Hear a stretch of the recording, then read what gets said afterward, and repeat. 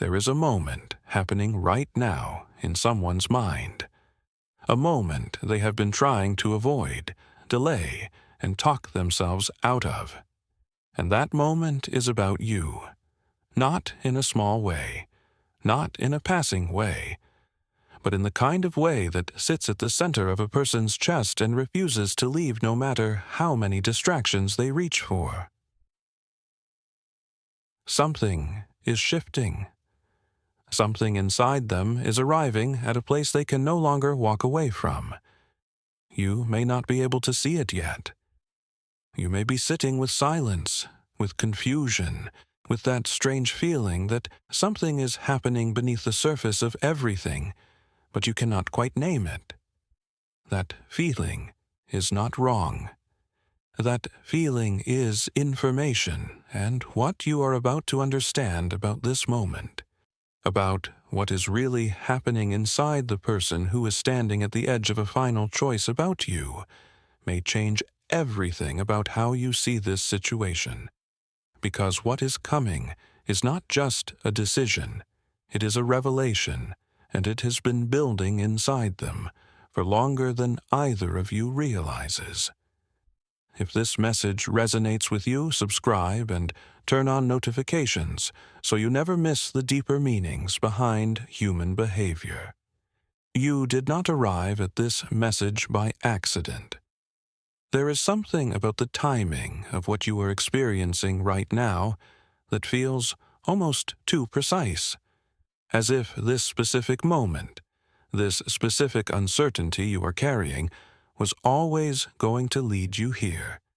Carl Jung believed deeply in what he called synchronicity, the idea that certain events, certain encounters, or certain moments of sudden understanding are not coincidences. They are the unconscious mind finally finding a language it can use, and right now, your intuition has been trying to speak to you. It has been sending quiet signals, a tightness when you think about them, a stillness that does not feel peaceful, a kind of emotional anticipation, like standing just before a door opens, not knowing whether the light on the other side will be warm or cold. This is not anxiety without reason. This is your inner self, recognizing that something real is unfolding. And the deeper truth is this: the person who is approaching a final choice about you is not doing so lightly.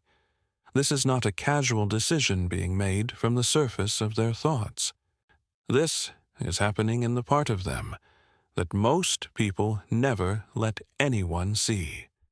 Their unconscious mind is working through something that touches the very structure of who they believe themselves to be. And you are at the center of that process. Carl Jung spent his life studying the hidden architecture of the human mind. He believed that most of what drives human behavior does not come from conscious thought. It comes from the unconscious, from deep, buried emotional patterns, from wounds that never fully healed, from desires that were never allowed to be spoken out loud. And when someone experiences a connection that reaches into those deep places, something remarkable and also something terrifying happens. They are confronted with themselves. Not the version of themselves they show the world. Not the identity built on confidence and routine, and the careful management of how others perceive them. But the raw, unfiltered inner self, the self that still carries old fear, the self that knows what real vulnerability feels like and has spent years learning how to avoid it. This is what you have awakened in them, without perhaps intending to, without perhaps even understanding it. Something about who you are, the way you exist, the energy you carry, reached past all of their defenses and touched something real inside them. And now that something is refusing to stay quiet.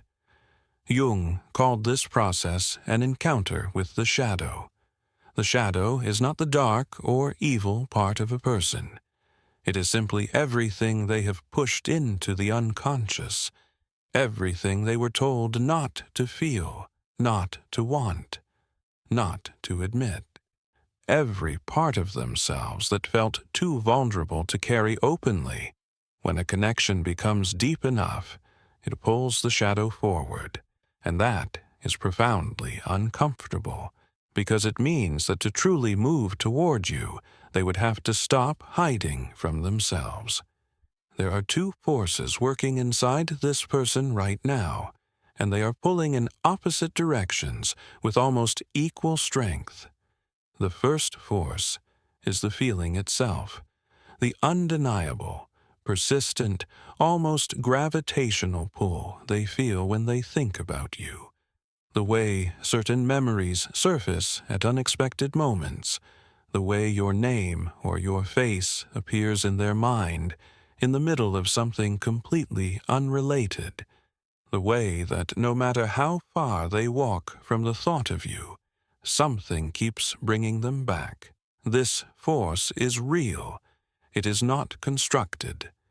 It is not something they decided to feel. It arrived, and it has stayed. And they do not fully understand why something this strong exists in them. The second force is protection. This is the voice built from every time they trusted someone and were disappointed. From every moment, they opened themselves completely and were left more fragile than before. From every lesson their past taught them about what happens when they allow themselves to need someone. This voice sounds like reason. It sounds like wisdom. It tells them to slow down, to think carefully, to guard what is fragile inside them. And so these two forces do not take turns. They exist simultaneously, fighting inside the same mind, inside the same heart, creating a tension so heavy that it begins to show in their behavior, in the silence, in the distance, in the signals that seem to say one thing and then quietly say the opposite. You may have noticed this, that confusing rhythm of closeness and retreat, of warmth followed by withdrawal, of moments that feel like they are finally arriving, followed by a pulling back that leaves you wondering what changed. Nothing changed. That is the answer that most people never understand. Nothing changed except that the intensity of the inner conflict increased, and increased intensity does not always look like love. Sometimes it looks like distance. Jung said something that has echoed through decades of psychological thought. He said that what we resist persists. Read that again slowly, because it contains everything. What we resist persists. When a person tries to suppress a feeling, that feeling does not obediently disappear. The unconscious mind does not respond to suppression by releasing the emotion.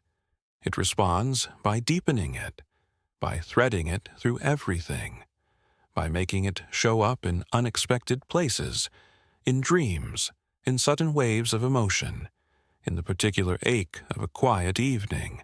This is not poetic language. This is psychological law. The more this person has tried to tell themselves that what they feel is not important, not real, not something they should follow, the more their unconscious has worked against that narrative. Every attempt to minimize the connection has paradoxically made the connection feel more significant. Every deliberate distraction has made the thought of you more persistent. Every constructed wall has only made them more aware of what the wall is trying to contain. This is why you are on their mind right now, in a way that they cannot explain away. This is why, at the moment when they thought they were moving forward, something inside them keeps pulling them back into stillness. Because the unconscious is doing what the unconscious always does. It is insisting on the truth. There is something that happens between two people when a real emotional bond forms. It does not require proximity. It does not require daily conversation or physical presence. It exists as something almost like a living field between two people, shaped by everything that was shared, everything that was felt, everything that was left unresolved. You have likely felt this yourself. The way they come into your thoughts at a particular hour without any obvious reason.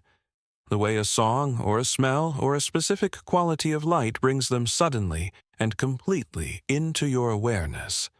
The way certain silences feel full of them, even in their absence. This is not imagination. This is the natural energy of an unfinished emotional conversation. Jung believed that deep relationships function as mirrors, that the people we connect with most intensely are not randomly assigned to us by chance. They come bearing information. Information about who we are, about what we have avoided understanding about ourselves, about what we are ready to grow into. You are this for them, whether they have the language for it or not. You have become a mirror in which they see parts of themselves they have never fully looked at before. And that is both magnetic and terrifying, because mirrors do not allow us to perform. They simply show us what is there. And right now, they are looking at a version of themselves reflected in the experience of knowing you. A version that is more emotionally honest than the one they usually carry through the world. This is why the energy between you feels so charged, so specific, so unlike anything casual. It is because this is not casual. This is two people's inner worlds recognizing each other, and that recognition, once it happens, cannot be made to unhappen. Some relationships exist to crack something open. They arrive not to give us what we want, but to show us what we have been afraid to want. They do not offer easy peace. They offer the more difficult gift of expansion, of being pushed past the boundaries of who we thought we were, into the larger territory of who we are actually capable of becoming. This connection is one of those, not because it is painful, though it may have carried pain, but because it is asking something of both of you that goes deeper than what most connections ever reach. It is asking you to be honest, not just with each other, with yourselves. Jung wrote extensively about what he called individuation, the lifelong process of becoming who you truly are, as distinct from who you were shaped to be by fear, expectation, and the desire for approval. Individuation is not comfortable. It requires the willingness to look at everything you have kept in the dark and say, this is part of me, too. The relationships that accelerate this process are among the most significant of a person's life, even when they are complicated, even when their path is not straight. What you have initiated in this person, simply by being authentically who you are, is a chapter in their individuation. They cannot unlive it. They cannot return to who they were before they knew you. And somewhere inside they know this. It may frighten them. It may be exactly why they have kept a certain distance, because growth feels like loss before it feels like expansion. Change feels like instability before it feels like freedom. But the process has already begun, and it cannot be reversed. Something is quietly reorganizing inside this person, not all at once, not in a way that announces itself, but steadily in the background of their daily life. Their understanding of themselves is shifting. They are beginning to see their own patterns more clearly, the ways they have used distance as a defense, the moments when fear dressed itself as logic and convinced them to retreat from something real, the times they chose what felt safe over what felt true. And in seeing these patterns, They are arriving at a crossroads that has nothing to do with you and everything to do with who they choose to become. This is transformation. It does not look like a sudden revelation. It does not come with dramatic announcements or clear turning points you can mark on a calendar. It comes in quiet moments, in late hours when they are alone with their thoughts, and the thoughts refuse to stay polite and manageable, in sudden moments of clarity that arrive and then are quickly set aside, only to return again more insistently. Both of you are changing through this experience. You are also learning about what you truly need, about the places in yourself where fear has made decisions on your behalf, about the difference between pursuing connection out of genuine love and pursuing it out of the fear of its absence. This shared process of transformation is not something that can be forced or directed. It moves at the speed of honesty, and it will bring both of you to exactly the clarity that this moment requires. Here is the hardest thing to hold, and the most important. You cannot chase your way to this resolution. Whatever energy you spend trying to force a conclusion, trying to make them decide faster, trying to fill the silence with reassurance or pressure or any form of pursuit, that energy will work against the very thing you are hoping for, because what needs to happen now must happen inside them, and the interior of another person is a place where your hands cannot reach. What you can control is yourself, your own inner honesty, your own willingness to sit with uncertainty without letting it collapse into desperation, your own commitment to growing through this rather than simply enduring it.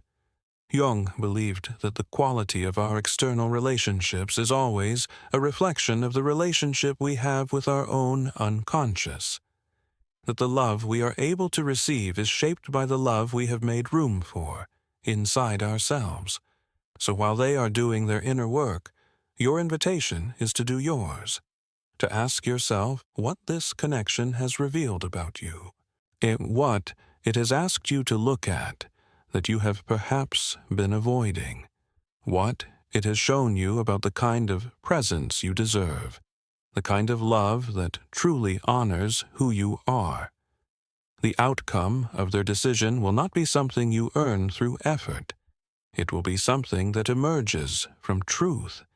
If they come toward you, it will be because something inside them finally became larger than their fear, not because you performed correctly or waited a certain way, or said the right words at the right moment. And if they choose distance, that too will be an answer, not about your worth, about their readiness, about what they are currently capable of carrying. Either way, the truth will be clear, and clarity, however it arrives, is always a form of grace. Carl Jung once observed that the most important question any person can ask themselves is not about success or happiness in the conventional sense. He believed the essential question was this: are you living in connection with your own depths? Are you allowing your inner truth to shape your outer life? Or are you living at the surface, managing appearances and avoiding the uncomfortable knowledge that something truer wants to emerge? This question is now alive inside the person who stands at the threshold of a final choice about you. And it is alive inside you as well, because that is what genuine connection does. It does not just ask us to love another person. It asks us to become more fully ourselves in the process of loving them. The distance you may have been experiencing, the silence, the uncertainty, the strange tension of something unresolved, these are not the absence of meaning. They are meaning itself. They are the form that truth takes when two people are each doing the slow, necessary work of becoming honest enough to meet each other fully. Whatever happens next will not be an accident. It will not be random. It will be the natural result of two people's inner work arriving at the surface at the same time. And you do not need to control it. You only need to be present for it. Be honest. Be still.